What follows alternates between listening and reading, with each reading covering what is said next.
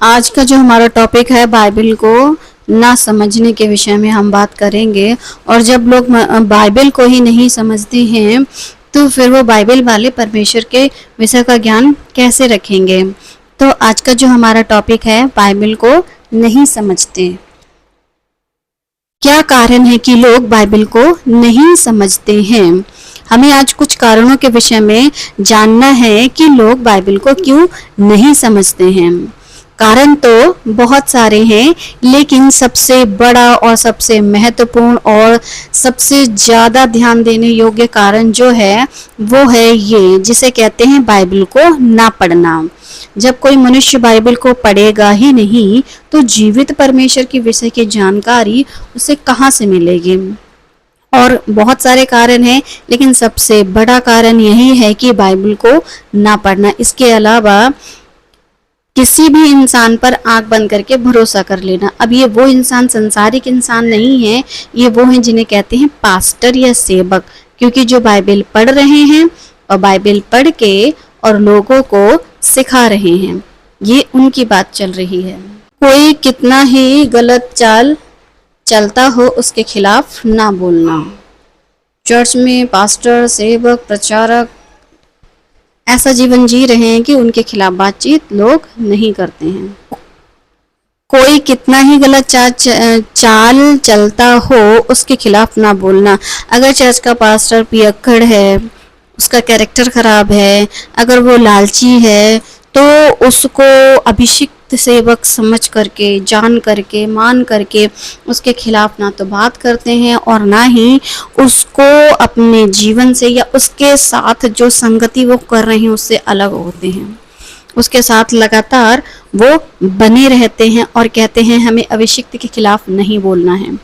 जैसा आज के समाज में, आज के समय में आप चुप बैठे हो, ऐसे ही बहुत सारे लोग और बहुत सारा समाज जो आपसे पहले गया चुप रहा, इसीलिए बहुत सारे लोग भेड़िए मसीह की देह में बढ़ते चले जा रहे हैं।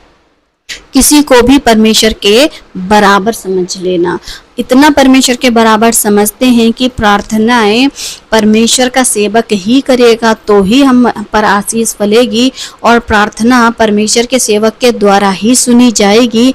इस रीति से उस मनुष्य को परमेश्वर समझ के पूजते हैं, पैर छूते हैं, पापा जी कहते हैं और सिर्फ उसी पर ही भरोसा रख करके बैठे हैं। परमेश्वर ने किसी को चुना था, ना कि उसको परमेश्वर आप बनाओ। और वो मनुष्य है और उसके साथ इतनी इस तरीके से उसके साथ व्यवहार करते हैं कि लगता है कि वो खुद को परमेश्वर घोषित कर रहा है या आप उसे अपना परमेश्वर मान रहे हो। भक्ति के नाम पर कोई कुछ भी कहे वो करना। भक्ति के नाम पर बहुत सारे चर्चेज में तेल बिकता है, पानी बिकता है, रुमाल भी, और बहुत सारी ऐसी ऐसी वस्तुएं हैं जो बिक रही हैं और लोग उनको खरीद रहे हैं।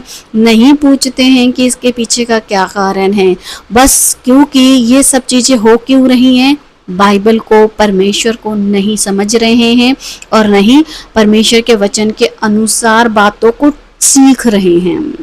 कहीं कुछ गलत ना हो जाए ऐसा कहकर डर डर के जीना, क्योंकि अगर किसी अभिषिक्त सेवक के खिलाफ हमने कुछ कह दिया तो हमारे जीवन में कहीं कुछ गलत ना हो जाए। इसके चलते बहुत सारी लड़कियों के साथ कई ऐसे करप्टेड लोगों ने, जो कि खुद को पास्टर या सेवक कहते हैं, गलत हरकतें की और इस डर से बहुत सारे लोग चुप बैठे हैं। उनके घर की बेटी और बहुएं, उनकी इज्जत तो सुरक्षित नहीं है, लेकिन डरते किससे हैं? उस मनुष्य से।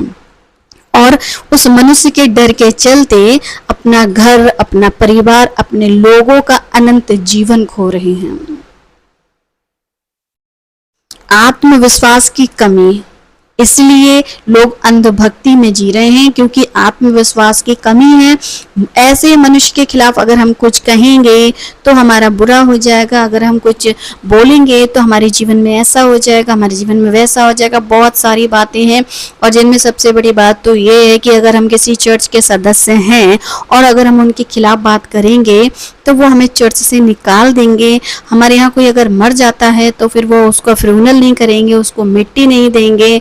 और अगर शादी ब्याह होते हैं, कोई बच्चा पैदा होता है तो फिर वो उसका बैप्टिज्म और उसका कन्फर्मेशन या फिर उसको किसी भी तरीके से उसके जीवन के लिए वो उसके लिए बाध्य नहीं होंगे कि उनको वो काम करना है।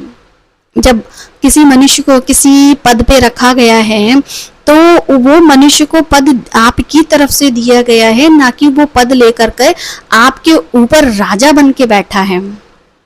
वो आपके लिए एक सेवक है, वो सेवा का काम कर रहा है या फिर आप पर राज्य कर रहा है। आपको ये समझना होगा।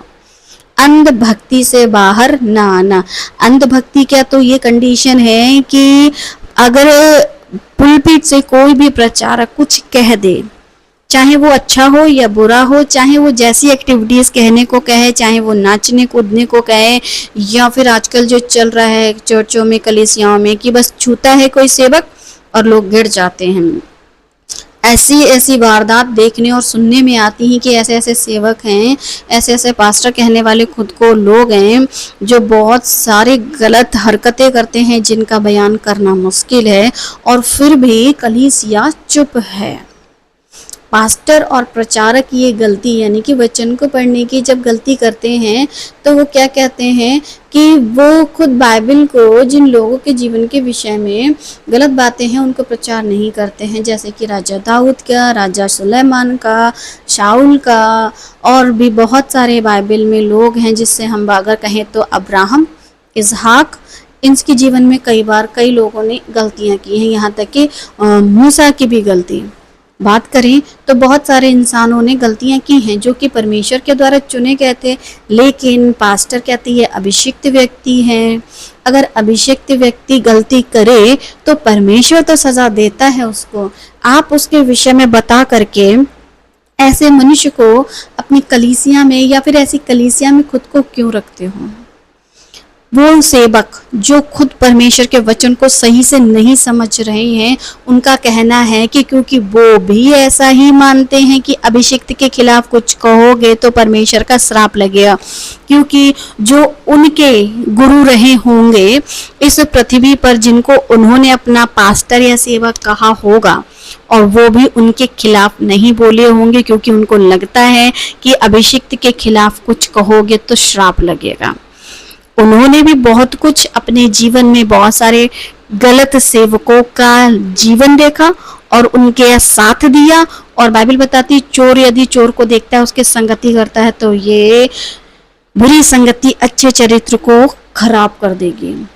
जो लोग बाइबल को पढ़ते हैं वो अपनी आंखों पर एक पर्दा डाल करके रखते हैं।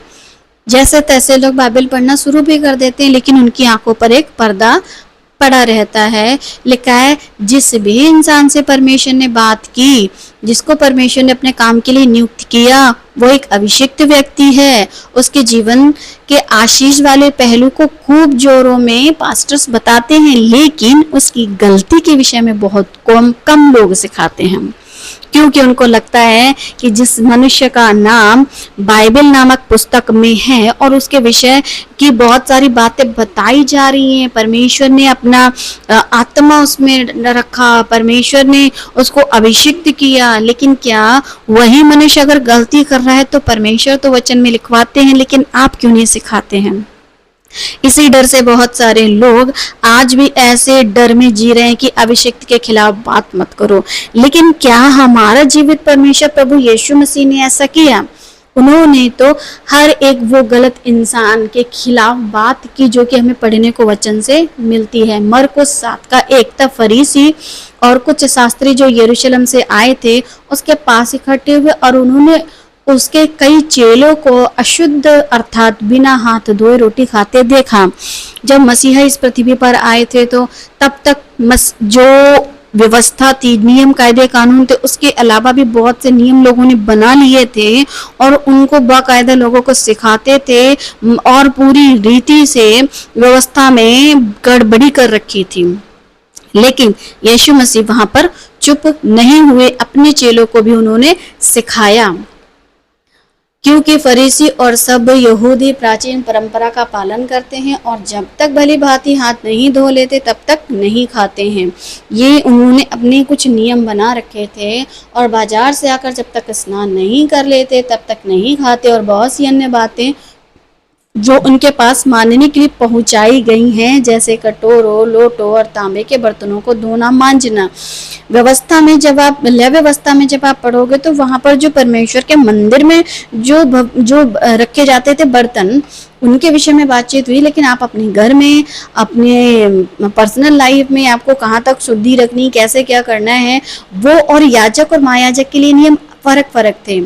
जो परमेश्वर के भवन में काम कर रहे थे उन सेवकों के लिए अलग नियम थे। लेकिन ये शास्त्री फरीसियों ने लोगों को ऐसा सिखाना शुरू कर दिया, और इस वजह से परमेश्वर का जो व्यवस्था थी उसमें बहुत गड़बड़ी वो लोग उस समय लाए हुए थे। लेकिन यीशु मसीह उनके खिलाफ बातें करते थे, लोगों को जागरूक करते थे और लोगों को सिखाते थे। लेकिन आज की लोग और आज की कलीसिया और आज के सही सेवक ऐसी बातें क्यों नहीं सिखा रहे हैं? इसलिए उन फरीसियों और शास्त्रियों ने उससे पूछा, तेरे चेले क्यों पूर्वजों की परंपराओं पर नहीं चलते, बिना हाथ धोए रोटी खाते हैं? पूर्वजों की परंपराएं जब परमेश्वर ने व्यवस्था में बनाई नहीं तो ये परंपराएं आई कहाँ से? ये उन्हीं लोगों की वजह से आई हैं जिन्होंने परमेश्वर के वचन में मिलावट की और आज भी लोग कर रहे हैं। मरकुस 7:6 उसने उनसे कहा, यानी यीशु ने उनसे कहा, यशायाह ने तुम कपटियों के विषय में बहुत ही ठीक भविष्यवाणी किए जैसा लिखा, ये लोग होठों से तो मेरा आदर करते हैं पर उनका मन मुझसे दूर रहता है। और सचमुच आज भी बहुत सारे ऐसे ही सेवक, पास्टर कहने वाले खुद को परमेश्वर के वचन को अगर पढ़ते हैं तो गलत सिखाते हैं और जैसे तैसे पढ़ते हैं तो उसके अर्थ ही अलग निकाल करके बता रहे हैं, क्योंकि इनका मन परमेश्वर से दूर है। ये सिर्फ होठों से आदर करते हैं और सबसे ज्यादा ये खुद इंसानों से अपना आदर कराना चाहते हैं। ये अपने नियम कायदे कानून कलीसिया पर थोप रहे हैं और यहाँ तक कि लोगों के जीवन सुरक्षित नहीं है, उनकी इज्जत सुरक्षित नहीं है, उनकी सोच सुरक्षित नहीं है, उनका अनंत काल का जीवन सुरक्षित नहीं है और उनको बहका रहे हैं, फुसला रहे हैं, ऐसी ऐसी बातें कहते हैं कि बहुत सारे लोगों के जीवन में भयंकर गड़बड़ी चल रही हैं। इसके चलते मरकुस 7:7 ये व्यर्थ मेरी उपासना करते हैं। यीशु ने साफ शब्दों में कह दिया ऐसे शास्त्रियों और फरीसियों के लिए, ये व्यर्थ मेरी उपासना करते हैं क्योंकि मनुष्यों की आज्ञाओं को धर्म उपदेश करके सिखाते हैं। और आज भी यही चल रहा है। बहुत सारे चर्चेज में परमेश्वर की जो आज्ञा है उसको छोड़ करके बहुत सारी ऐसी बातों को सिखा रहे हैं। कहाँ यीशु मसीह ने जो अपने प्रचार का काम शुरू किया था वहाँ उन्होंने लोगों को जागरूक किया, उनको नई सृष्टि बनाया, उनको बपतिस्मे की बातें सिखा करके बताया कि तुम मसीह में एक नई सृष्टि हो, और नई सृष्टि पर व्यवस्था थोप रहे हैं, नई सृष्टि पर तेल पानी और जाने क्या क्या चीजें बेच रहे हैं। बहुत गड़बड़ियां चल रही हैं। ऐसे सेवकों से अगर आप खुद को सावधान नहीं करोगे, ऐसे लोगों को आप उजागर नहीं करोगे तो आपका अनंत काल का जीवन तो जाएगा ही, साथ ही साथ अपने घर परिवार लोग और परमेश्वर की कलीसिया के खिलाफ काम करने वाले भी आप ठहरोगे। क्योंकि जब आप किसी ऐसे इंसान के खिलाफ बातचीत नहीं कर रहे हो, लोगों को जागरूक नहीं कर रहे हो, सावधान नहीं कर रहे हो, तो आप उनके साथ सहमत हो। अब जब कोई सहमत होता है तो फिर उसकी भी वही सजा होती है जो क्रिमिनल की होती है, यानी कि परमेश्वर के वचन के खिलाफ जाने वाला मनुष्य की परमेश्वर ने जो सजा नियुक्त की है उसके खिलाफ बात ना करना या फिर उसकी सहमति, उसके साथ सहमत होना, आपकी भी फिर वही परमेश्वर सजा रखेंगे। इसलिए सावधानी, सतर्कता वचन को पढ़ने में दिखाइए, लोगों को सिखाने में दिखाइए, जीवन को बचाने में दिखाइए, खुद के जीवन को भी बचाने में और दूसरों के जीवन को भी बचाने में सावधानी सतर्कता के साथ परमेश्वर में बने रहिए। सो परमेश्वर आप सभी को बुद्धि दे।